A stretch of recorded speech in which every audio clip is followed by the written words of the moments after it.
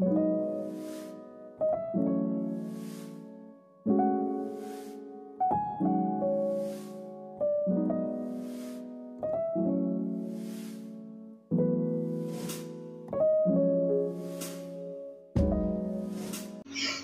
Everyone, कैसे हैं आप सब। आई होप कि आप सब बहुत अच्छे होंगे और मैं भी अच्छी हूँ। तो पढ़ाई मेरी शुरू हो चुकी है और मैं सिलेबस के अनुसार पढ़ना शुरू भी कर दी हूँ। जितना पॉसिबल हो रहा है उतना मैं कर ही रही हूँ, लेकिन बीच में प्रॉब्लम भी आती रहती हैं। जैसे बेबी का भी तबीयत ख़राब हो चुका है, उसको ठंड लग गई है, जबकि उसको इतने अच्छे से रखती हूँ, लेकिन क्या कीजिएगा, ठंड भी ज़्यादा है और बच्चे मानते भी नहीं हैं। तो जिस वजह से उसको ठंड लग गई है और उसका एक जो आँख है वो, उसको भी सूजन आ गया है और वो कम हो ही नहीं रहा है। तो मेडिसिन चल रहा है लेकिन कम नहीं हो रहा है। तो थोड़ा-सा डिस्टर्बेंस हो रहा है। वो रात में अच्छे से सो भी नहीं रही है। आई थिंक वो 15-20 दिन से रात में सो ही नहीं रही है और अभी अभी भी नहीं सो रही है वो। मैं रात भर जागती हूँ और दिन में तो खैर मेरा जागना रहता ही है। तो इस वजह से थोड़ा-सा ज़्यादा मुझे परेशानी हो जा रही है।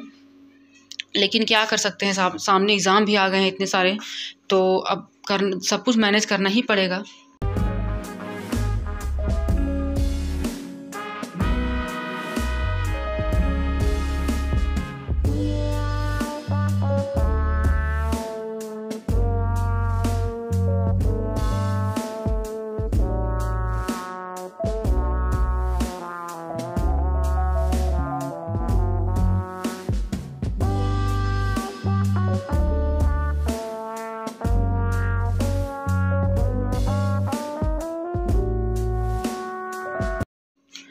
तो अभी मैं हिंदी को पढ़ना स्टार्ट कर चुकी हूँ, जो हिंदी लैंग्वेज है पार्ट 1 का, तो उसका मैं नोट्स बना रही हूँ और मैं इसको पढ़ना भी शुरू कर दी हूँ। क्योंकि हम लोग क्या करते हैं कि हिंदी को छोड़ देते हैं, सोचते हैं कि बहुत ईजी है, हो जाएगा। लेकिन कभी-कभी क्या होता है कि हम लोग उसी में अटक जाते हैं। और हिंदी और इंग्लिश ऐसा पोर्शन है जो आपके सारे एग्ज़ाम में कॉमन रहते हैं। ये कि सब एग्ज़ाम में एक ही जैसे पूछे आते हैं, तो थोड़ा-सा आपको उस चीज़ को देखना होगा। और आप अगर चाहें तो केवीएस का जो प्रीवियस ईयर क्वेश्चन है, वो आप देख सकते हैं, जहाँ से हिंदी का और जीके जीएस का जो पार्ट है वहाँ तक आप देख सकते हैं, क्योंकि वो तो सेम ही है। उसके बाद जो अपडेट हुआ है उसको वो नहीं अभी मिलेगा, तो आप उसको भी देख सकते हैं। तो बेबी इतना इरिटेट कर रही है, इतना रो रही है और रो रही है कि उसको बहुत मुश्किल से शांत करना पड़ा। आज तो ऐसा लग रहा था कि मैं पढ़ भी नहीं पाऊँगी, बट मन को मोटिवेटेड रखने से, थोड़ा-सा मोटिवेशन होने से पॉजिटिव भी होता है। तो आज लग रहा था कि मैं बिल्कुल भी नहीं पढ़ पाऊँगी, लेकिन ऐसा नहीं है। वो देखिए, मुझे लगा कि थोड़ा-सा खेल रही है, तो मैं पढ़ने बैठ गई हूँ।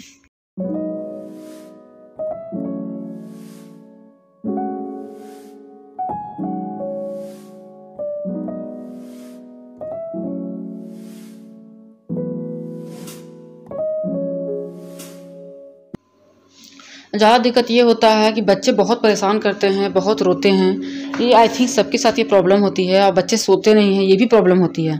और आज के टाइम में तो मैं जिनको भी सुनती हूँ उनके साथ यही प्रॉब्लम है कि उनके बच्चे सो नहीं रहे हैं या बच्चे बहुत इरिटेट करते हैं, बहुत परेशान करते हैं। तो हाँ, ये होता है। आई थिंक अभी के बच्चे जो अभी इसी तरह से हो ही रहे हैं और थोड़ा-सा इरिटेट कर रहे हैं, या हम लोग बच्चे के साथ जो अपना करियर के बारे में सोचे हैं, उसके कारण से भी हम लोग को परेशानियों का सामना करना पड़ता है। और पहले ऐसा कुछ नहीं होता था। पहले घर में फैमिली मेंबर होते थे, माँ खुद बच्चे पे ध्यान देती थी, फिर रेस्ट भी कर लेती थी। और हम लोग के साथ क्या है कि रेस्ट का टाइम जो होता है उसमें हम लोग अपना पढ़ाई करते हैं बैठ के। तो इस वजह से भी होता क्या है कि हम लोग मेंटली और फिजिकली दोनों तरह से थक जाते हैं।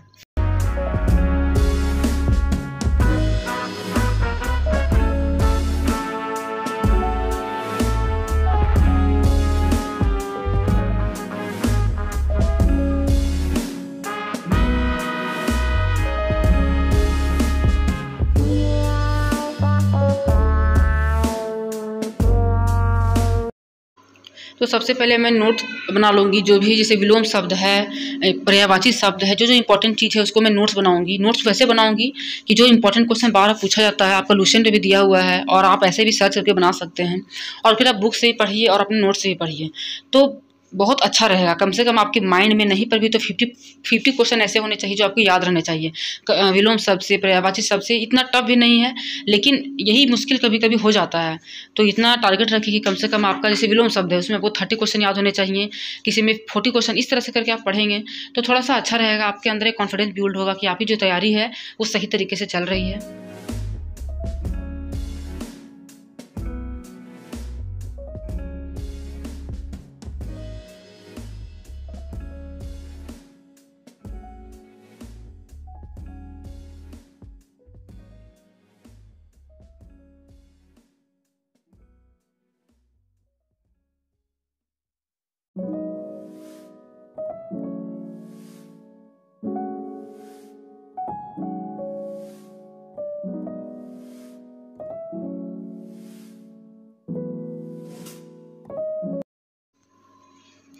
तो नोट्स बना लेने के बाद क्या होगा कि आप क्या कीजिएगा, हर दिन आप 2-2 पॉइंट, 1-1 पॉइंट सारे सिलेबस को पढ़िएगा, सारे सब्जेक्ट को पढ़ते जाइएगा हर दिन।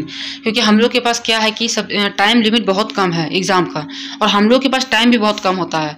तो हम लोग को एक स्मार्ट स्ट्रैटेजी यही करनी होगी कि हर दिन में आपको ऐसा पढ़ाई करना है कि आपका सारा सिलेबस कवर हो जाए। जैसे कि आप डे 1 से स्टार्ट कर रहे हैं तो आपका हिंदी हो गया, इंग्लिश हो गया, करंट अफेयर हो गया, जीके हो गया, साइंस हो गया, कंप्यूटर हो गया, सॉरी साइंस नहीं, कंप्यूटर, रीजनिंग आप बाद में भी कर सकते हैं। और प्लस में जो आपका एजुकेशन एंड लीडरशिप वाला पोर्शन है उसका कोई 2 टॉपिक उठा लीजिए। फिर आपका जो सब्जेक्ट कंसर्न है, जो बुक आपको पढ़ना है, मतलब एक दिन में सारे को कवर कीजिए। तो उस तरह से आपके लिए अच्छा रहेगा। और जो वीक का एंड होगा, सैटरडे और संडे होगा, उसमें आप टोटली को रिवीजन कर सकते हैं।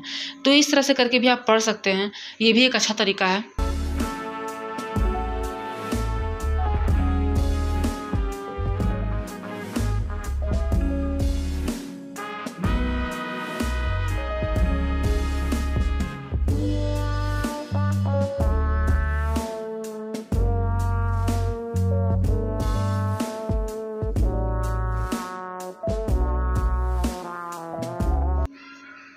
अगर ये ब्लॉग आपके लिए बहुत इन्फॉर्मेटिव हो और आपको इससे कुछ मोटिवेशन मिल रहा है और आपकी तैयारी में हेल्प भी कर रहा है, तो चैनल पे पहली बार आए तो चैनल को सब्सक्राइब करना बिल्कुल भी मत भूलिएगा। वीडियो को लाइक कीजिएगा और शेयर कीजिएगा।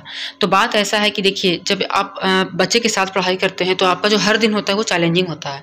आपका किसी दिन अच्छे से निकलेगा, किसी दिन थोड़ा सा स्ट्रगल भरा रहेगा, किसी दिन आप नहीं भी पढ़ पाइएगा। तो आप क्या कीजिए कि उस चीज़ को आप लेके डिप्रेस मत होइए। आप इतना सोचिए कि आप इतना कर ले रहे हैं, ये बहुत है। कुछ लोग शायद इतना भी नहीं कर पाते हैं। तो अब बाद में मन में आप हमेशा मोटिवेट रखिए अपनी बात, आप खुद को ही आप समझाइए कि मैं जितना पढ़ रही हूँ, जो पढ़ रही हूँ, वो मेरे लिए सफिशिएंट है। बाकी कुछ लक भी साथ देगा, भगवान भी साथ देंगे और आपकी मेहनत तो साथ देगी ही।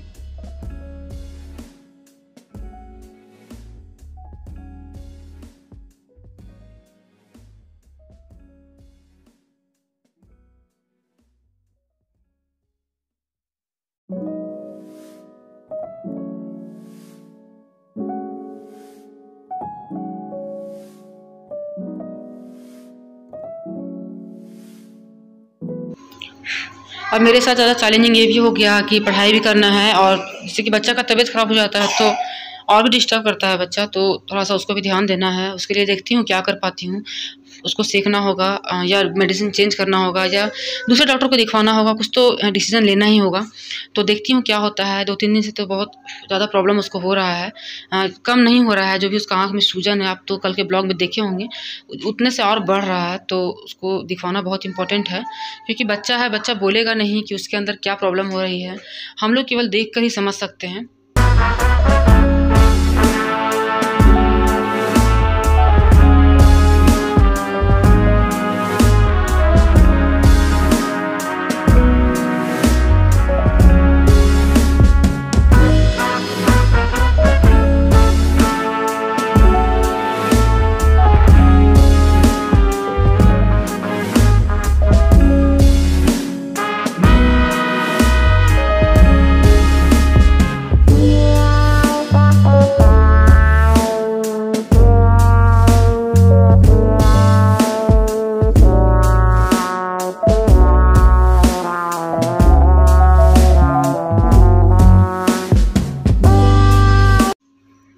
और ख़ासकर जिनका बच्चा छोटा है और जो बच्चे के साथ पढ़ाई कर रही हैं, उनके लिए मैं यही सजेशन दूँगी कि बच्चे को ठंड कब लगता है, जब आपकी बॉडी में कुछ ऐसा होता है जैसे आप ठंड चीज़ खा लेते हैं, या ठंड में काम करते हैं, या ठंड के संपर्क में आ जाते हैं। तो ज़्यादातर बच्चे को इस कारण से प्रॉब्लम होती है।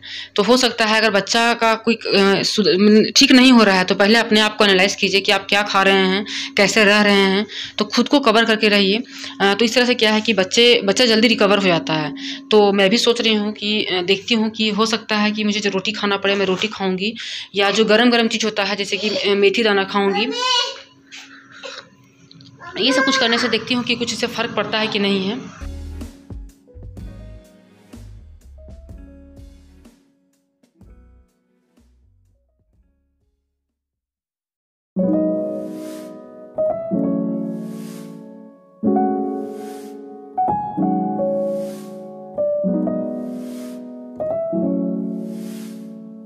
तो आज का ब्लॉग मैं यहीं पे एंड करूँगी। तो अगर वीडियो पसंद आया है तो वीडियो को लाइक शेयर सब्सक्राइब करना बिल्कुल ही मत भूलिएगा। और थोड़ा सा आप लोग मोटिवेटेड रहिए, हमेशा पढ़ते रहिए, जितना हो सकता है उतना पढ़िए। आप मुझे देख सकते हैं कि मैं कैसे पढ़ती हूँ, मेरे साथ का जो कंडीशन है वो भी आप देख सकते हैं। तो देखिए, अगर हम लोग ठान लिए कि हम लोग को पढ़ना है तो प्रॉब्लम हर दिन जैसा नहीं रहेगा, ठीक है।